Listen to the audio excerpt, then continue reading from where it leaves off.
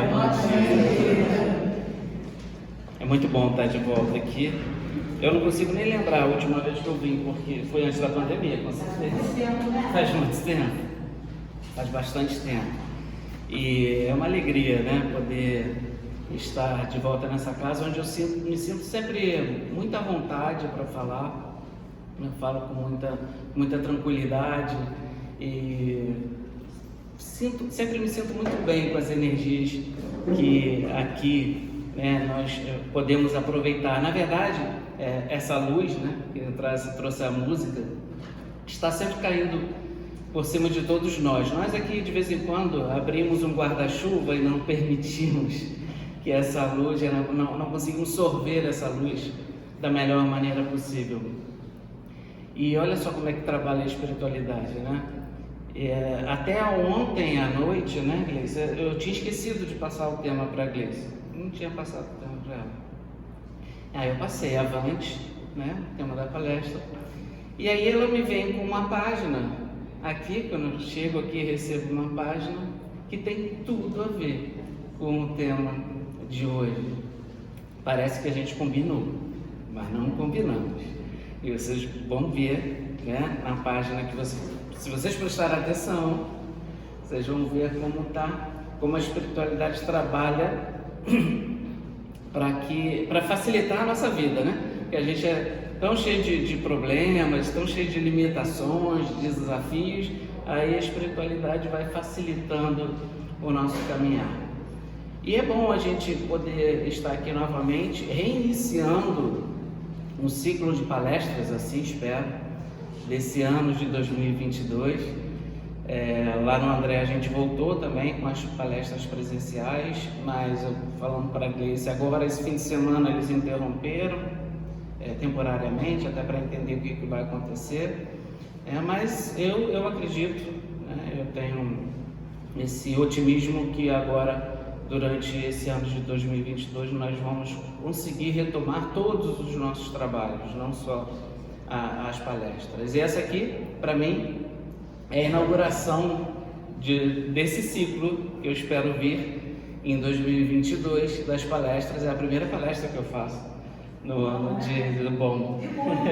Muito bom. É isso aí. Eu fiz a última eu fiz lá no André, em dezembro, e agora aqui eu estou fazendo. Aliás, em janeiro tá concorrido, o pessoal está voltando com todo vapor aí, tem bastante coisa. E é bom a gente poder meditar sobre essa doutrina que tanto nos auxilia, tanto nos consola, principalmente nesses momentos de aflições, e que vamos combinar, né? Não tem sido fácil para nenhum de nós nesses últimos tempos. E eu penso assim, não só por conta da Covid, eu não sei vocês, mas temos vivenciado durante esses últimos posso até me alongar, 3, 4 anos, não começou agora, uma série de desafios bem difíceis. Eu tenho visto, agora então, durante a pandemia mais ainda, né, o desenlace de vários amigos, né, o desencarne de vários familiares, não só por conta da Covid, mas por uma série de motivos, várias enfermidades, não só do corpo, mas como também da alma, da psique, e como isso tem vindo forte, né? E está descrito, né? A gente já sabia disso, só que nós espíritas sempre achávamos que isso ia acontecer lá na frente, né? Não, quando eu tiver já velhinho, desencarnando, deixa aí meus filhos aqui vão resolver esse problema todo. Não. A gente escolheu estar aqui nesse momento. E eu não sei se eu não tivesse, eu não sou de lar espírita, mas se eu não tivesse entrado para essa doutrina 26 anos mais ou menos, como eu estaria nesse momento, com todas essas dificuldades que, mesmo que não nos atinjam diretamente, porque às vezes não nos atingem diretamente, mas nos atingem indiretamente, porque nós somos testemunha de várias aflições, como está no texto, de vários momentos difíceis e desafios daquelas que a gente ama. Mas ainda bem que temos essa doutrina. Acho que se eu não tivesse entrado para a doutrina há 26 anos atrás, e eu entrei um pouco diferente, porque a grande maioria de nós entra para a doutrina através da ferramenta da dor, né? Eu entrei por curiosidade, né? A dor veio depois em várias etapas, mas aí, né, a doutrina foi ajudando. Mas se eu não tivesse entrado nesse momento, eu entraria agora, para poder conseguir entender o que está se passando, para conseguir alcançar uma compreensão maior do porquê de todas essas aflições nesse momento, e também para encontrar o conforto e o consolo que todos nós precisamos, porque durante esse período não teve, em absoluto, alguém que não estivesse imune a todas essas confusões, a toda essa turbulência. Não foi escolhido nem o sexo, nem a classe social, nem a cor, nada. Atingiu a todo mundo e nos fez repensar sobre várias coisas. Mas quando lemos, meus olhos estão aqui, quando lemos essa passagem de Pedro, que está na folhinha que foi distribuída agora, mas alegrai-vos no fato de serdes participantes das aflições do Cristo, eu não sei vocês, mas para mim às vezes soa tão estranho. Como é que eu posso me alegrar por participar de aflições, por participar de dores? Sempre que eu lia as bem-aventuranças, tinha uma que eu travava: bem-aventurados os aflitos, porque serão consolados. Ou no Evangelho de Lucas: bem-aventurados aqueles que choram, pois encontrarão consolo. Como assim? Por que eu preciso então passar pela seara da dor para encontrar conforto, para encontrar consolo? Será que só encontram o consolo e o conforto aqueles que sofrem? Será que esse é o único caminho? Se for assim, então estamos muito bem, porque é difícil, dentro do nosso planeta, encontrarmos aqueles que em algum momento não passaram por aflições, não passaram por tribulações.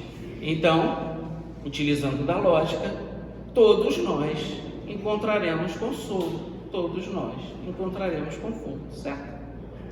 Sim, Jesus nos prometeu, vamos encontrar, mas quando? E será que basta então sofrer para encontrar esse conforto? Eu gosto de estudar o Evangelho. Quem me ensinou a estudar o Evangelho foram as crianças da evangelização. Não, eu botei aqui já. Porque as crianças da evangelização, elas fazem umas perguntas simples, mas que dá um nó na nossa cabeça. Como é que eu vou responder isso? E eu gosto de estudar o Evangelho assim, fazendo essas perguntas simples. Por que eu preciso ser aflito para encontrar consolo? Então vamos partir do começo para conseguir entender. Vamos partir como se fôssemos então essas crianças estudando o Evangelho. Porque se eu levasse para as crianças bem-aventurados os aflitos, as primeiras perguntas que elas me fariam com certeza é: tio, o que é bem-aventurado? O que é isso? Então a gente tem que começar do comecinho, né? O que é bem-aventurado? Porque não é uma palavra comum ao nosso vocabulário, né? Eu não vou ao estádio de futebol e falo assim: bem-aventurado desse atacante. Não faz sentido, né? Eu não estou com meus familiares: bem-aventurado você que se formou. Não é uma palavra muito trivial para nós. Então, às vezes, fica muito no campo da teoria, bem-aventuranças, algo meio poético. E é poesia também, Porque Jesus também era um grandíssimo poeta, sabia utilizar muito bem das palavras. Mas a bem-aventurança, quando nós vamos lá nos primeiros evangelhos, na tradução dos primeiros evangelhos, porque ainda existe muita discussão se os evangelistas escreveram em hebraico, se poderiam ter até escrito em aramaico ou escreveram em grego. Parece que é mais fato que Mateus, por exemplo, tenha escrito o evangelho em grego, mas com algumas palavras em hebraico. Mas o que é certo é que na Septuaginta, né, da igreja, foi traduzido tudo para o grego. E a partir dessa primeira tradução, então, foram feitas traduções nas mais diversas línguas. E nessa primeira tradução, então, para o grego, a palavra que tem nessa parte é uma palavra grega, se chama makarioi. Makarioi. Makarioi significa justamente felicidade. Mas não é qualquer felicidade, não é um prazer, não é uma alegria, é uma felicidade dos santos, é uma grande felicidade. Então, para facilitar a nossa vida, poderíamos traduzir assim, né? Feliz daqueles que são aflitos, porque encontrarão consolo. Fica melhor para o nosso entendimento. Mas para mim, complicou mais ainda. Por que o sujeito é feliz na aflição? Como ser feliz se eu tenho um ente querido que acabou de desencarnar? Como estar feliz no momento que eu passo por um desespero, até, por exemplo, uma dificuldade financeira muito grande? Como ser feliz se eu estou com uma enfermidade onde os médicos estão dizendo que eu tenho poucas chances ou que eu vou passar por muitas dificuldades por conta dessa enfermidade? Como ser feliz dessa forma?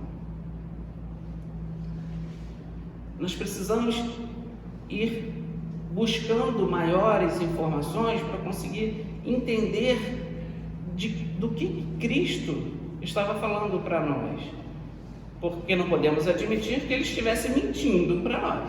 Então, se ele disse que bem-aventurados os aflitos, felizes dos aflitos porque encontrariam consolo, isso é uma verdade,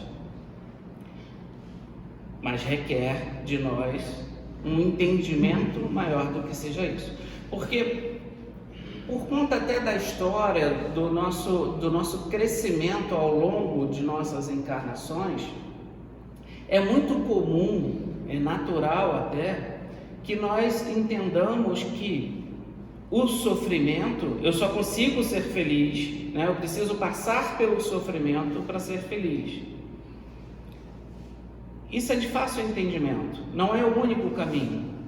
Senão Paulo não teria dito que o amor cobre uma multidão de pecados. Existem outros caminhos. Mas porque esse ainda é o caminho mais comum para nós, é onde nós ainda mais enxergamos esse caminho. Todos nós estamos encarnados hoje num planeta de provas e expiações, sabemos disso. E o planeta de provas e expiações, nos dizem os espíritos, são aqueles onde os espíritos que necessitam se aglomerar, essa palavra agora está, né? Veio juntar na minha cabeça, mas aí veio aglomerar, que precisam estar juntos nesse planeta, porque todos esses são, ou a sua grande maioria, a menos que tenha algum missionário aqui no salão, todos nós aqui somos espíritos rebeldes. Sinto dizer-lhes isso, são os espíritos que falam para a gente. Todos nós, em algum ponto, somos rebeldes. E é preciso, então, passar por um planeta de provas e expiações para conseguir, então, ir ascendendo moralmente. Na questão 139 do Livro dos Espíritos, vão nos dizer os espíritos que a causa do sofrimento são as nossas imperfeições morais. Por isso ainda sofremos. Então, num planeta de provas e expiações, onde nos reunimos espíritos rebeldes e imperfeitos, é comum vermos então todos sofrer. Todos sofrem em um momento ou num gênero, ou numa quantidade, vamos dizer assim, diferentes, mas acabam passando por esse caminho. É fácil entender. Vamos pegar uma coisa simples. Por exemplo, uma pessoa extremamente ciumenta, né? Isso não é uma dificuldade, não é uma imperfeição. Uma pessoa muito ciumenta, né? Que gosta de estar sempre ali olhando tudo. Olha como uma pessoa ciumenta sofre. Ela fica imaginando, né? Se aquele parceiro ou parceira não ligou para ela naquele dia, então ele está com outra, ou então ela está com outro. Aí pega o celular, quer ver o que está escrito. Olha o sofrimento que tem. Isso falando de forma bem branda, só para a gente compreender. Então essas nossas imperfeições é que levam ao sofrimento. Mas ainda temos, por mania, né, por trazermos isso também, né, por não nos conhecermos principalmente, porque diz no Livro dos Espíritos a melhor maneira, mais eficaz, mais prática de vencermos as nossas imperfeições é através do conhece-te a ti mesmo. E por não nos conhecermos, normalmente nós falamos, não, mas todas essas dificuldades que nós estamos tendo hoje, nos dizem os Espíritos que elas podem ser pretéritas ou atuais. No meu caso é tudo pretérito. Hoje eu sou perfeito. Hoje eu estou muito bem, gente. Eu faço o bem, eu estou dentro da casa espírita, né? Eu assisto palestra, eu trabalho na casa espírita. Não, isso é tudo do passado, não é de agora. Normalmente nós falamos isso porque não nos conhecemos ainda muito bem. Porque se lêssemos o Evangelho um pouquinho mais até o final, lá no capítulo 27, no tópico 12, Kardec vai dizer que se colocássemos numa balança os males que nos acontecem, num prato, aqueles que são causas atuais, e no outro, aqueles que são causas pretéritas, as atuais pesariam muito mais que as pretéritas. Porque as atuais, em verdade, são aquelas nossas imperfeições que já vemos carregando. E quando a gente acha que o nosso desafio está na nossa casa, é a nossa sogra, né? Ou é o nosso chefe, ou é uma situação que acontece na nossa vida, o problema, a aflição não está ali, mas a aflição está em como nós enxergamos e como nós vivenciamos essa aflição. É essa a nossa prova, e não a pessoa. A nossa prova não é a pessoa, não é a situação, mas o que está envolvido. Nós temos que ser inteligentes para perceber por que eu estou sofrendo. Qual é a causa? Vem do meu orgulho? Vem da minha vaidade? Vem do meu egoísmo? E todos os filhotes, né? Da minha rebeldia, da minha tristeza. Qual é a causa desse meu sofrimento? E não personificar. É por causa dessa pessoa. É por causa do meu chefe hoje que eu sofro. É por causa do meu trabalho. Mas o que está acontecendo no entorno para que eu esteja sofrendo dessa forma? Vamos então continuar tentando mergulhar um pouco mais nessas causas das aflições, porque olha que interessante, se pensássemos bem, se todos vão ser consolados, por que Deus nesse momento não estala os dedos e fala assim, acabou as aflições, vem para mim? Será que é assim quando a gente desencarna? A gente sabe que não. No momento que a gente desencarna, será que então nós somos consolados de imediato? E por que tem tantas essas aflições no mundo, né? O que acontece? Tem um livro do André Luiz, E a Vida Continua, que tem uma passagem muito interessante, onde os dois personagens, Evelina e Ernesto e Evelina, tentando puxar da memória aqui, Ernesto e Evelina, eles desencarnaram, quem não leu o livro, né? Mas eles são recolhidos logo num hospital, numa colônia, eles não passam pelo umbral, nada disso. E em determinado momento eles querem então visitar essas zonas, né, purgatoriais, e eles estão sempre mencionando do umbral, e eles vão então fazer essa visita, e junto com uma caravana. E nesse momento, eu não me lembro se é a Ernestina, se é o Ernesto, se é a Evelina, eles perguntam para o instrutor por que Deus permitia que existissem essas zonas purgatoriais. Por que Deus permitisse, a pergunta deles era mais profunda, que existisse tanto sofrimento. E aí o mentor que está com eles fala assim, a gente também tem essa dúvida de vez em quando. E sempre que a gente pergunta para aqueles que nos são superiores, eles respondem da seguinte forma: Deus exige que seja permitido a cada uma das criaturas escolher o seu caminho de ascensão. Ele estava falando do livre-arbítrio. Então Deus não está preocupado qual o caminho que nós vamos tomar, né? Preocupado no sentido de desespero. Não, Ele sabe que nós vamos, o nosso caminho é a felicidade. Só que, por nossa teimosia, nosso orgulho, nosso egoísmo, às vezes a gente acha que um atalho é melhor, né? E Deus colocou a irmã dor como se fosse um cão de guarda a nos proteger. A gente ainda não tem essa consciência, mas a dor é um cão de guarda que, quando a gente está muito fora do caminho, ele vem e começa a morder as nossas pernas para a gente voltar para o caminho, porque a gente se perdeu no caminho. Então Deus exige que seja dada essa liberdade para cada uma das criaturas, só que Ele completa. Deus também exige, e com rigor, que a sua justiça seja cumprida. Então, a cada um segundo as suas obras. Então, conforme o caminho que nós tomamos, que nós entendemos que devemos andar, aquelas pedras que nós atiramos nos outros, pode ser que elas fiquem pelo caminho esperando o nosso retorno. Pode ser.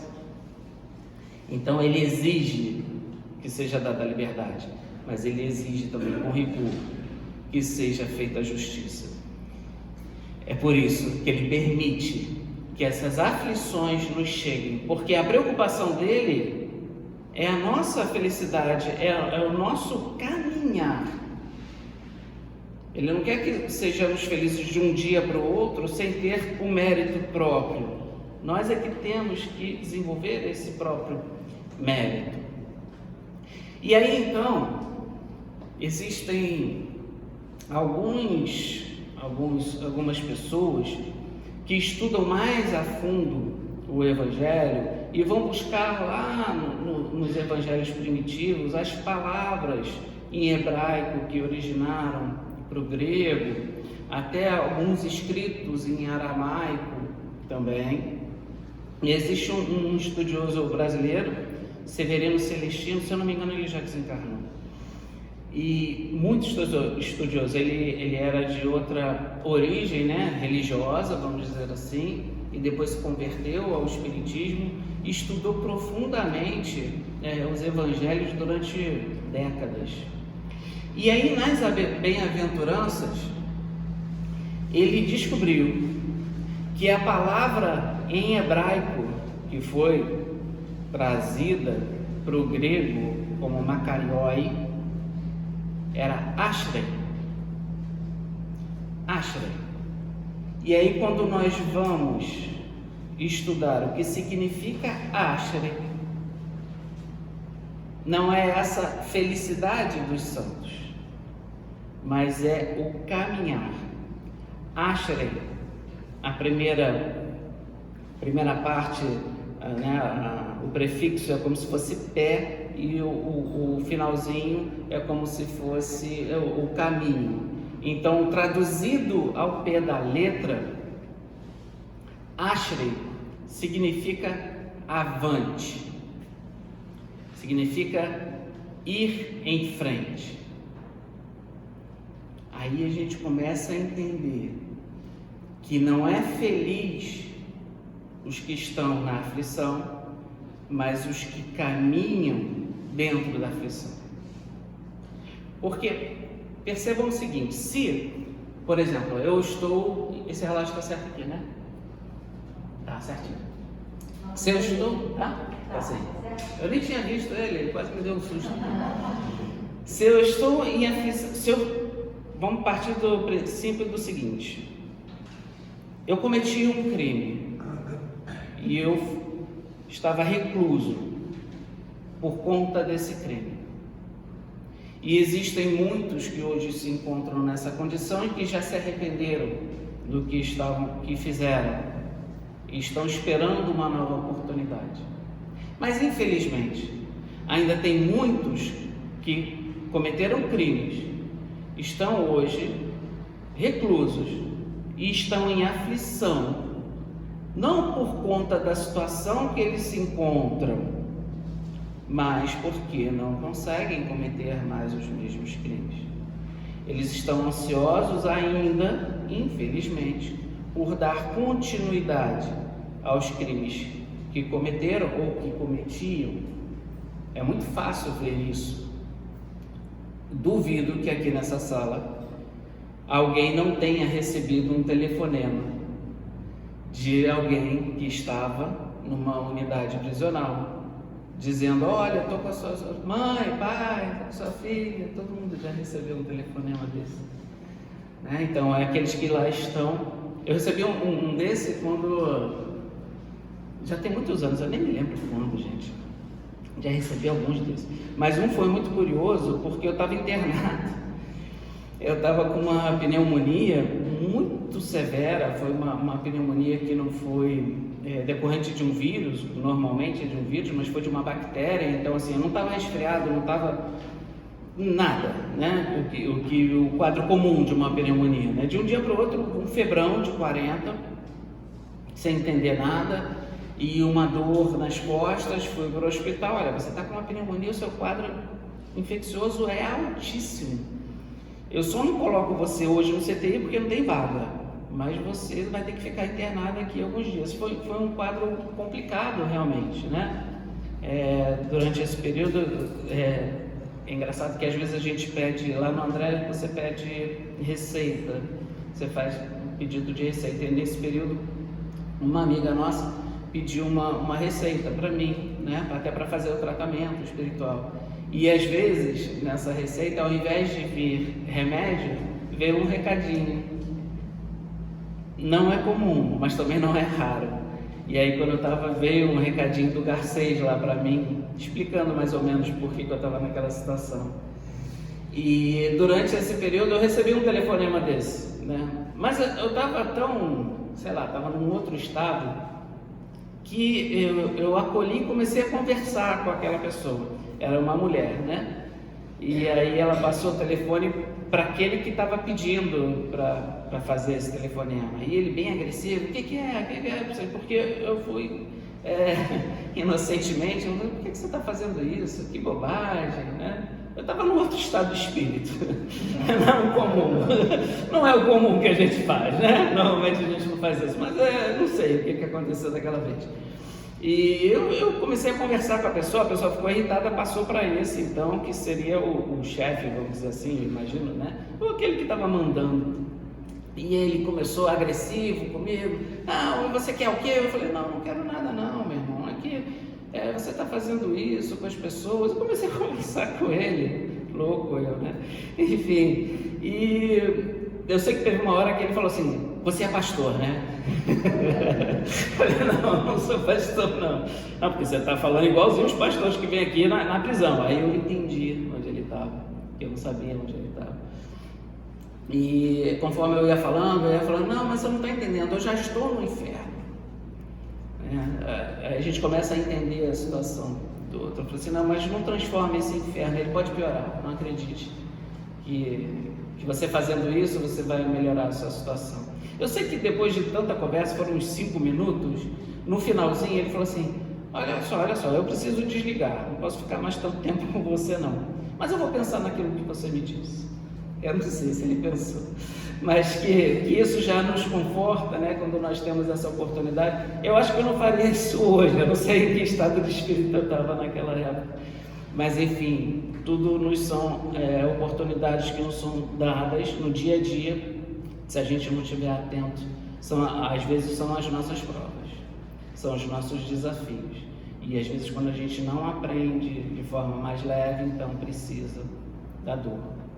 Da mesma forma que os criminosos, políticos também, que ainda não se arrependeram do mal que vem causando, muitas vezes são destituídos dos seus cargos e ficam ansiosos e aflitos, não para retornar e fazer o bem e começar um novo caminhar e modificar-se, mas para retornar e continuar fazendo as falcatruas, os roubos que faziam. Então, como a gente pode entender consolo para esse tipo de aflição? É estranho. Eles estão aflitos, mas eles estão no erro. Vai ser uma varinha de condão, uma varinha mágica, que Deus então vai, não, agora você está bem, você está livre, eu vou te consolar. Então, quando começamos a olhar sobre várias perspectivas, essas dúvidas surgem, como quando vamos no médico, por exemplo, e o médico fala para nós, olha, estou vendo aqui pelos seus exames que a sua taxa de glicose está aumentando, maneira nos doces, né? Maneira nas massas, faz um exercício físico, porque isso está aumentando.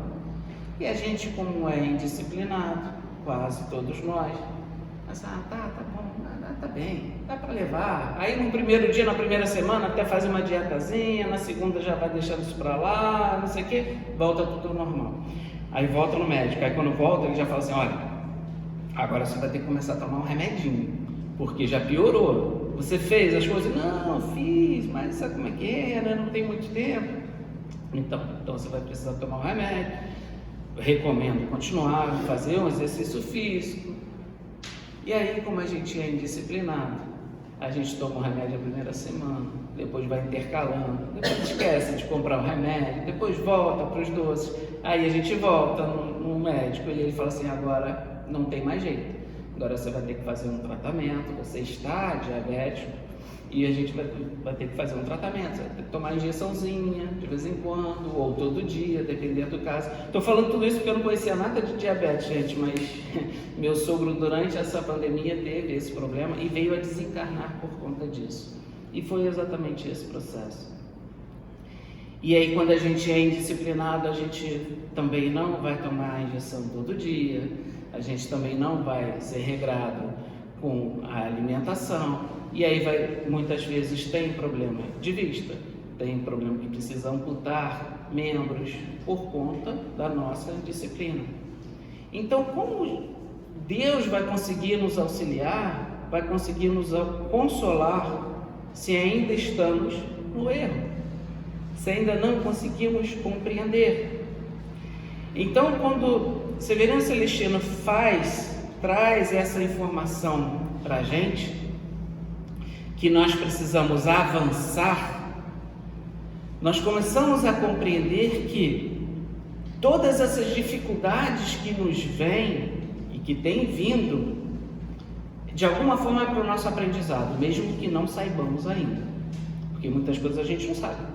A gente fala assim, eu não estou conseguindo entender o que eu preciso aprender agora, porque agora a gente não vai conseguir mesmo para muita coisa, a gente só vai conseguir entender lá na frente.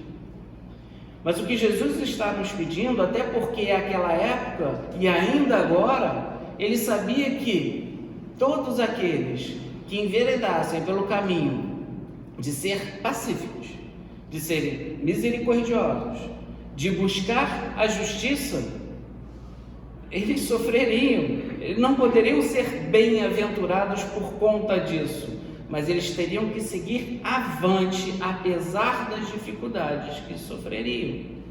E todos aqueles que hoje se encontram no mundo, nosso mundo de provas e expiações, e todos nós, de alguma forma ou de outra, nos encontramos aflitos, o que Jesus está nos pedindo é: segue adiante. É por isso que Emmanuel, deixa eu ver se eu acho a paginazinha dele aqui, tem uma página onde ele diz assim: nem todos os aflitos. E quem olha o tema da página fala assim: nossa, nem todos os aflitos, Emmanuel? E ele começa a página dizendo assim: provação é um desafio que poucos suportam, lição que raros aprendem. Olha como Emmanuel aqui é sutil, e ele já não coloca a palavra problema. Ele diz que a provação é um desafio, então é algo que nos desafia, que nos tira da nossa zona de conforto, que poucos suportam. Em verdade, a grande maioria de nós sabemos que nós retornamos com os mesmos desafios. É uma longa caminhada. E lição que raros aprendem. Então ele transforma o problema, ele não citou, ele disse que era um desafio, e agora disse que esse desafio é uma lição. Uma lição. Então é como se estivéssemos numa grande escola, aí estamos, e precisamos aprender ainda algumas lições. Não adianta querer pular do primário lá para as cadeiras da faculdade. Existe um longo caminho, né? Precisamos ainda perseverar.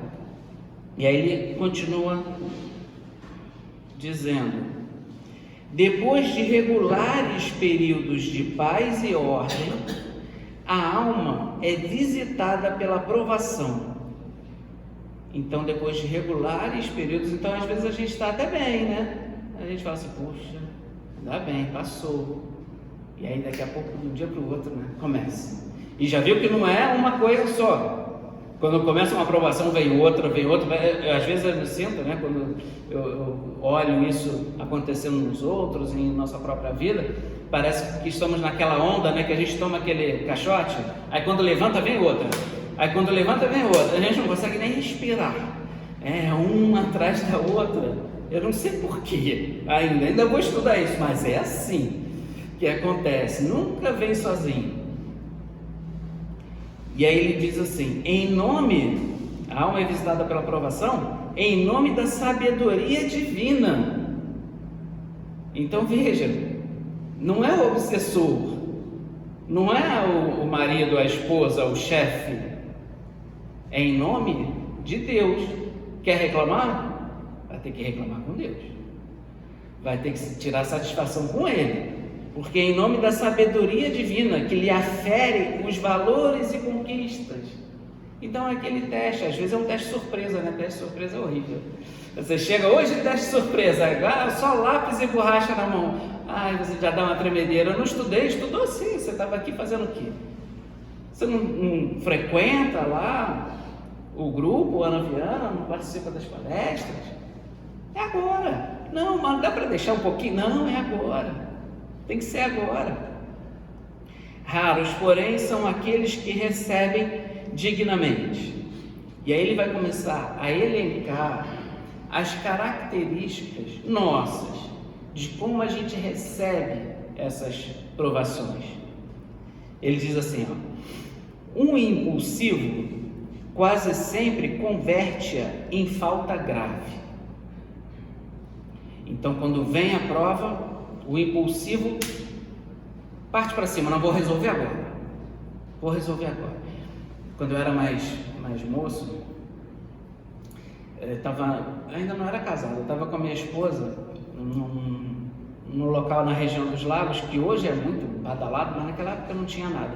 E aí a gente foi de tardezinha assim, e com um grupo de amigos, para ver o pôr do sol. Estava tudo muito tranquilo, a gente ficou num restaurantezinho e tal. Daqui a pouco, do nada, a gente não sabia, né? O negócio começou a encher. Quando a gente saiu do restaurante, tinha uma multidão do lado de fora, falei, meu Deus do céu, como é que a gente vai sair daqui? O que aconteceu? Era um lugar que já começava a ser badalado, hoje é mais badalado ainda. E eu tinha um carro pequenininho, que era um Opala 78, e eu falei assim, como é que eu vou sair daqui? Era uma rua estreita, e aí eu comecei a andar devagarinho, mais devagar do que carro como é que chama? De carnaval, aqueles que vão, trielétrico, sabe? Que o cara vai com aquele caminhão, né? Devagarinho, assim, devagarinho, e um monte de gente do lado, carro do outro lado, eu suava frio. E aí, em dado momento, tinha umas pessoas que tem sempre aquelas que, né, dona da rua, não, daquele sai, espera aí, né? Eu com a maior paciência, eu sempre fui tido pelos meus familiares, erroneamente, mas eu sempre fui tido como uma pessoa muito paciente, muito calma. Estão equivocados, é só um esforço, tá? Estão redondamente equivocados, eu falo isso para eles. E aí, em dado momento, tinha um grupo aqui, tinha uns carros estacionados e um grupo aqui, junto desses carros, eles ficavam assim, né, para eu poder passar aqui devagarinho. E aí uma menina, eu não entendi muito bem o que aconteceu, prendeu o quadril dela entre o meu carro e o carro que estava estacionado, horrível, ela começou a gritar, eu fiquei desesperado, não sabia se ia para frente, para trás, aí eu consegui sair um pouquinho, ela saiu de lá, né, muito gentil, foi do meu lado e me xingou de tudo que vocês podem imaginar. E eu com medo, aquela multidão, e aí ela xingando, aquele negócio, a gente começa a ver aquela burburinho aumentar, fala assim, o negócio está complicando. E aí ela veio com um copo, eu não sei se era de água, de cerveja, alguma coisa assim, eu não me recordo, já tem muitos anos isso.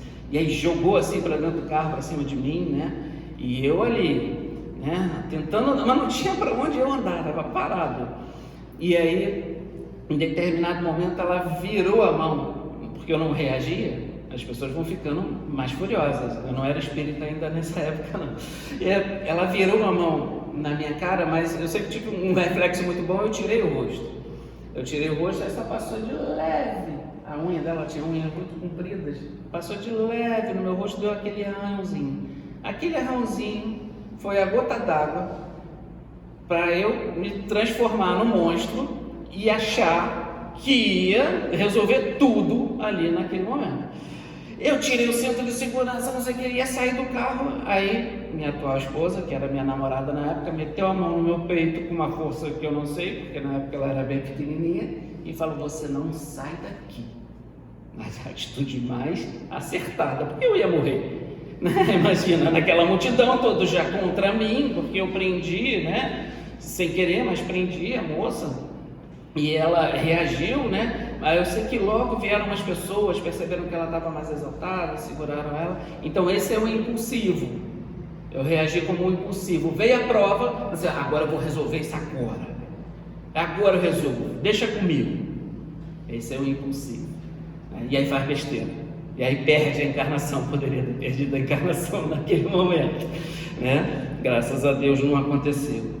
Tem também um impaciente que diz Emmanuel, faz dela, a prova, a escura paisagem do desespero, onde perde as melhores oportunidades de servir. Esse é muito complicado, porque o impaciente, normalmente, ele quer resolver a situação, ele quer resolver o problema, e às vezes nessa resolução ele quer acabar, o pensamento dele não é de focar no problema e resolver o problema, mas de acabar com o sofrimento. O foco é acabar com o sofrimento. O impaciente quer acabar com o sofrimento, ele não tem a paciência de conseguir compreender o problema e tomar as melhores atitudes, as melhores decisões. E aí muitas vezes nessa de querer resolver não, de tirar o sofrimento, ele muitas vezes comete um ato contra a sua própria vida, para sair do sofrimento. Esse é o impaciente. Então, como nós temos que ter esse cuidado, ninguém, às vezes se faz uma análise equivocada, de que aqueles que tiram a sua própria vida são covardes, ou são isso, ou são aquilo. Não. A pessoa, a gente tem que se colocar no lugar da pessoa. A pessoa só quer tirar o sofrimento. Só que ela não sabe qual é o melhor caminho. E ela está indo por um caminho equivocado. Então é preciso que ela seja elucidada, esclarecida, e a doutrina espírita nada melhor que a doutrina espírita para esclarecer que esse nunca foi e nunca vai ser o melhor caminho. Que é preciso ter muito cuidado quando essas pessoas surgem, né, na nossa vida pedindo o nosso auxílio. Porque não adianta você comparar, dizer, não, mas olha só, a pessoa sofre mais. Não é esse o caminho. A pessoa só quer, às vezes, colo. Ela quer que aquele sofrimento alivie. Então ela quer colo, ela quer ser escutada. E a gente tem uma ansiedade tão grande de falar, que a gente não deixa a pessoa falar. Ela só quer falar para a gente. Então a gente tem que ter muito cuidado quando isso vem a ocorrer. Empresta o ouvido, deixa a pessoa falar. Ela não quer te escutar, não, mas olha, isso, às vezes a gente quer doutrinar a pessoa. Esse não é o momento. O momento é de escutar. Depois, mais tarde, quando ela tiver em condições, aí você leva alguns esclarecimentos. Então tem que tomar muito cuidado. E não sei, a gente não sabe, graças a Deus, não recordamos nossas existências, mas quantos de nós já podemos em algum passado ter recaído, sermos esses impacientes. O triste desvaloriza-lhe as sugestões e dorme sobre as probabilidades de autossuperação, em longas e pesadas horas de choro e desalento. Então, sabe aquela criança que às vezes quer alguma coisa e você não dá essa coisa, ela trava no corredor e começa a chorar e não sai, não tem nada que tire ela do sofrimento? Às vezes nós nos colocamos nessa situação. A gente fica num sofrimento tão grande, uma tristeza tão grande, que a gente só sabe chorar. A gente só chora. O choro é ruim? Não. Leram a página de hoje? Ele diz aqui, ó: quando surgir um dia assim em vossos horizontes, compelindo-vos à inquietação e à amargura, certo não vos será proibido chorar. Lógico que não, gente. Teve um caso muito interessante lá no André Luiz, contado por uma das nossas amigas, que a pessoa tinha perdido um ente querido, e aí essa minha amiga ligou para essa pessoa, começou a conversar, falou assim: eu estou muito triste, estou chorando, eu sei que eu não posso chorar. Como assim? Como você não pode chorar? Quem te disse isso? Se você entendeu isso da doutrina espírita, esquece. Se alguém falou isso para você, esquece.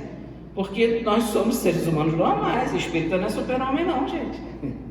A gente sofre, a gente chora, e é saudável. É necessário. Quando perdemos alguém, é necessário um período de luto. É saudável. Então não é proibido chorar. O problema é quando agimos como essa criança que fica sentada no corredor chorando e não sai do lugar. Aí é apatia. É não seguirmos avante. É sofrermos, é o chorar por chorar. É não reconhecer a dificuldade e buscar sair dessa dificuldade. Então, enquanto por um lado, minha página mudou, não sei porquê. Quer que eu fale outra coisa? Não, fica aqui. Então, por um lado, nós temos os impulsivos, os impacientes, que são aquelas crianças que se jogam no corredor gritando porque querem aquele brinquedo. Esses são os impulsivos, os impacientes. Por outro lado, nós temos os tristes, que também ficam no corredor, só que chorando. E Jesus nos recomenda que sigamos avante. Continua ele: o ingrato transforma em calhau com que apedreja o nome e o serviço de companheiros vizinhos. Então é aquele que, se eu estou sofrendo, então todo mundo vai sofrer. Se eu estou irritado, eu vou fazer da vida de todo mundo um inferno para ficar irritado também, porque eu não vou ficar irritado sozinho. Então eu começo a despejar nos outros a minha irritação. E aí eu tiro a ambiência de tudo. Eu não consigo me resolver sozinho, todo mundo tem que sofrer junto comigo. Esse é o ingrato. O indiferente foge-lhe aos avisos como quem escapa impensadamente da orientadora que lhe renovaria os destinos. E o leviano esquece-lhe os ensinamentos e perde o ensejo de elevar-se por sua influência a planos mais altos.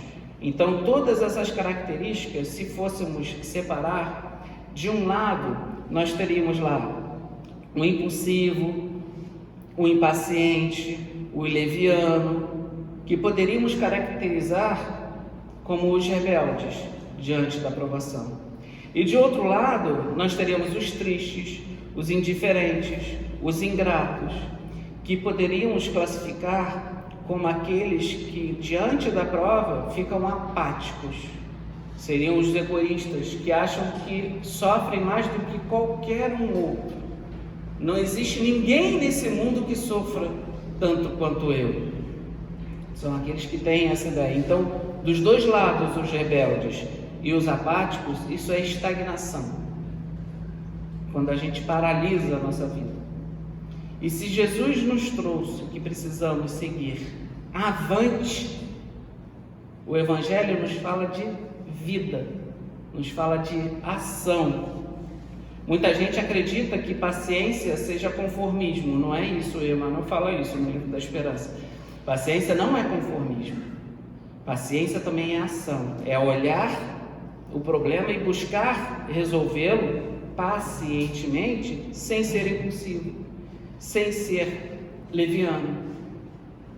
A paciência é ação. E muitos acham também que resignação é também, o pai quer assim, vou ficar quietinho, esperando aqui, deitado, esperando o meu sofrimento. Resignação também não é isso. Nos fala no Evangelho, Joana também fala nas suas páginas, nos seus livros, da resignação ativa. E vai nos falar Lacordaire também do Evangelho, capítulo 9, se eu não me engano, que nós confundimos muitas das vezes a obediência e a resignação como se negássemos o nosso sentimento, negássemos a nossa vontade. Mas que essas duas virtudes são virtudes ativas. São virtudes que precisam estar em ação.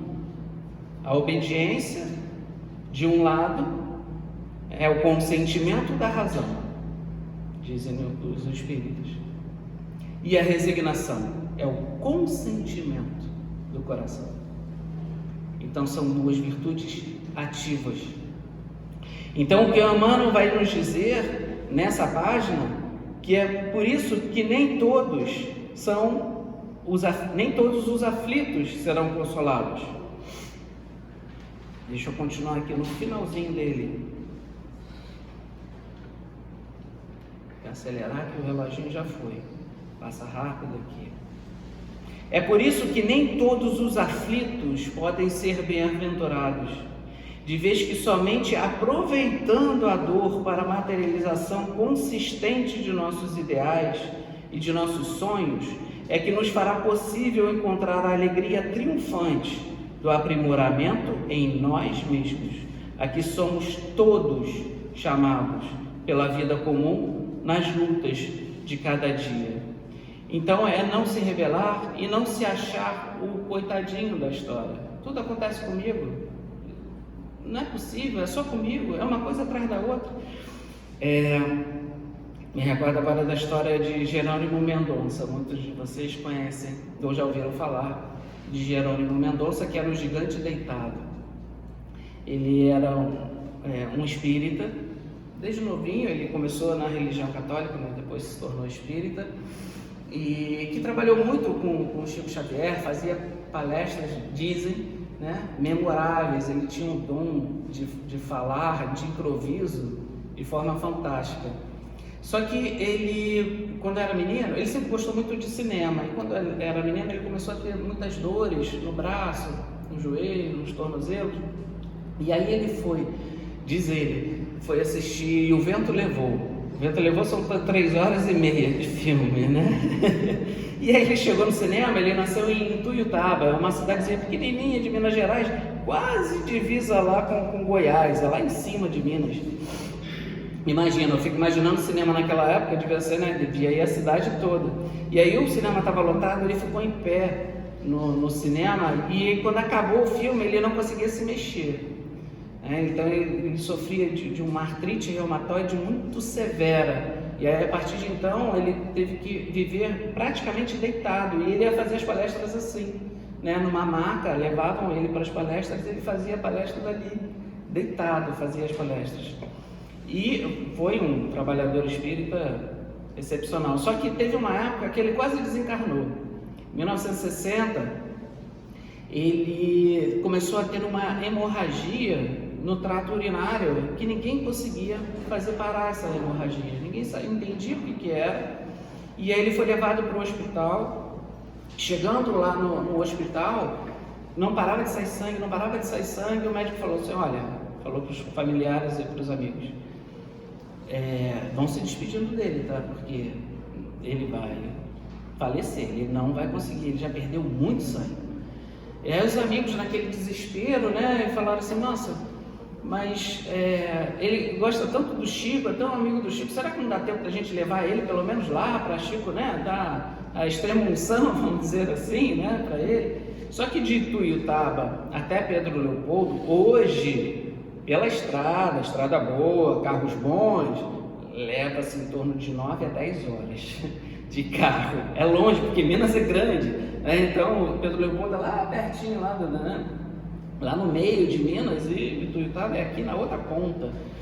E aí o médico falou assim, não vai dar tempo não, ele vai falecer no meio do caminho, a não ser que vocês arrumem um avião para levar ele. E aí conseguiram, ele tinha muitos conhecidos na cidade, conseguiram um teco-teco lá, que levaram ele até Pedro Leopoldo. Aí chegando lá em Pedro Leopoldo, o Chico nem estava na sua casa, ele tinha ido fazer um atendimento com alguns confrades, e enrolaram ele num lençol branco, e aquele sangue jorrando. Quando o Chico chegou, ele olhou assim, o Jerônimo, e falou, quem está aqui, Jerônimo? É lógico que o Chico já devia saber, né? Chico sabia de tudo. Olha aqui, Jerônimo, está parecendo uma rosa vermelha. Vamos beijar então essa rosa, mas com muito cuidado, para ela não despetalar. E aí as pessoas foram dando um beijo como se fosse uma despedida, Jerônimo.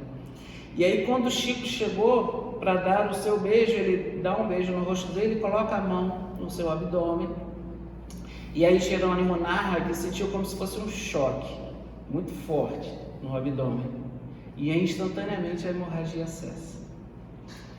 E aí Chico continua conversando com ele come alguma coisinha, e Chico assim, agora você faz a palestra pra gente. Como assim, Chico? Estava quase desencarnando. Faz a palestra, vai fazer a palestra pra gente aí que você fala muito bem. E ele fez a palestra. E aí no final, Chico chama ele e fala assim, você sabe por que isso lhe aconteceu, Jerônimo? E eu fico imaginando assim na cabeça do Jerônimo, ele devia estar pensando, deve ter sido algum obsessor, ou deve ser um problema de falta pretérita, né? A gente sempre imagina, essa é coisa do passado. E Chico falou assim para ele, porque você aceitou o coitadinho. Todas as pessoas que chegam perto de você e falam, coitadinho, e você aceitou isso. Então isso canalizou essas energias para esse teu órgão, e isso gerou a hemorragia, e você iria desencarnar. Isso vai acontecer de novo, se você continuar aceitando o coitadinho. Mas as pessoas chegam perto de mim, Chico, e elas ficam até penalizadas no meu estado. Então sorria, cante, brinque, faça anedotas com o seu estado, porque essas pessoas vão esquecer do seu estado e vão ver o quanto você ainda é feliz na aflição. E isso nunca mais vai acontecer. E assim foi. Jerônimo só veio desencarnar mais de 30 anos depois, não por conta disso. Então muitas vezes ainda nos colocamos nessa situação, esquecendo que Jesus nos disse que estaria conosco até o fim dos tempos, como nos traz a página, Ele sempre está conosco. Só que nós precisamos fazer a nossa parte e ir até Ele. Vinde a mim, vinde a mim, todos os que estão aflitos e carregados, e eu vos aliviarei. Tomai sobre vós o meu jugo e aprendei que sou manso e humilde de coração. E suas almas encontrarão conforto. Porque meu jugo é suave e o meu fardo é leve. Então que comecemos 2022 com essa vontade de seguir avante. Como nos falou aqui Emmanuel na sua última linha. Não olvidemos, portanto, que nas aflições é imprescindível tomar-lhe a sublime companhia e prosseguir avante, com sua serenidade e seu bom ânimo. Que a paz do Senhor esteja conosco. Obrigada, viu? Você do nosso abraço, tá? Só um abraço para você, tá bom? Muito obrigada.